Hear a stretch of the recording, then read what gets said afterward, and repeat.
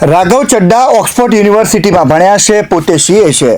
કરોડોનું package મૂકી રાજનીતિમાં આવ્યા. ખોખલી રાજનીતિ કર્યા સિવાય એમણે સામાન્ય જનતાના મુદ્દા ઉઠાવ્યા. કરોડો લોકો એમના વિડીયો જુએ છે, લાઈક કરે છે, પણ આ ફાયર બ્રાન્ડ નેતાને રાજ્યસભામાં બોલતા તેમની જ પાર્ટીએ રોકી દીધા. આ વિડીયોમાં સરળ ભાષામાં સમજીએ કે કારણ શું હતું. નમસ્કાર, આપની સાથે હું સદ્દામ. આપ જોઈ રહ્યા છો યોર ન્યૂઝ. એક સમય એવો હતો જ્યારે રાઘવ ચડ્ડા એ અરવિંદ કેજરીવાલના સાથે જ દેખાતા હતા. આમ આદમી પાર્ટીમાં કેજરીવાલ પછી એમનો નંબર આવતો હતો, પણ છેલ્લા કેટલાક સમયથી રાઘવ ચડ્ડા જેમ આમ આદમી પાર્ટીથી અને અરવિંદ કેજરીવાલથી દૂર રહી રહ્યા હોય તેવી ચર્ચાઓ થવા લાગી હતી. જ્યારે અરવિંદ કેજરીવાલ જેલમાંથી છૂટ્યા ત્યારે પાર્ટીના બધા નેતાઓએ જશ્ન મનાવ્યો હતો, પરંતુ રાઘવ ચડ્ડાએ કેજરીવાલ કે સિસોદિયાની મુલાકાત પણ નહોતી લીધી. ટ્વીટ સુદ્ધા પણ નહોતું કર્યું. સાથે સાથે છેલ્લા ઘણા સમયથી તમે જોયું હશે કે રાજ્યસભામાં પણ રાઘવ ચડ્ડા લોકોના પ્રશ્નો ઉઠાવતા હતા, પરંતુ આમ આદમી પાર્ટીનું નેતાના નામ પણ નહોતા લેતા. એટલે કે પોતાની ઇમેજ પાર્ટીથી અલગ જ બનાવવા માંગતા હોય એવું લાગી રહ્યું હતું. એટલે જ કદાચ આ નારાજગી અરવિંદ કેજરીવાલ સુધી પહોંચી ગઈ હતી.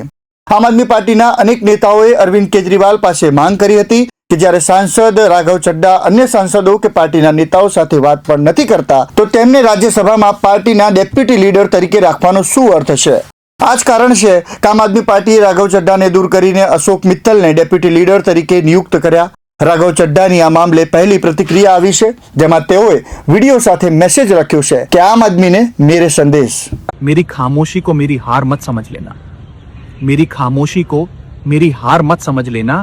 मैं वो दरिया हूं जो वक्त आने पर सैलाब बनता है. मुझे जब जब पार्लियामेंट में बोलने का मौका मिलता है मैं जनता के मुद्दे उठाता हूं और शायद ऐसे टॉपिक्स उठाता हूं जिसे आम तौर पर संसद में नहीं उठाया जाता है.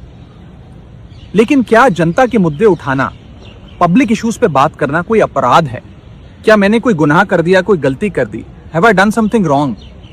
ये सवाल आज मैं इसलिए पूछ रहा हूं क्योंकि आम आदमी पार्टी ने राज्यसभा सेक्रेटेरिएट को ये कहा है कि राघव चड्डा के पार्लियामेंट में बोलने पर रोक लगा दी जाए.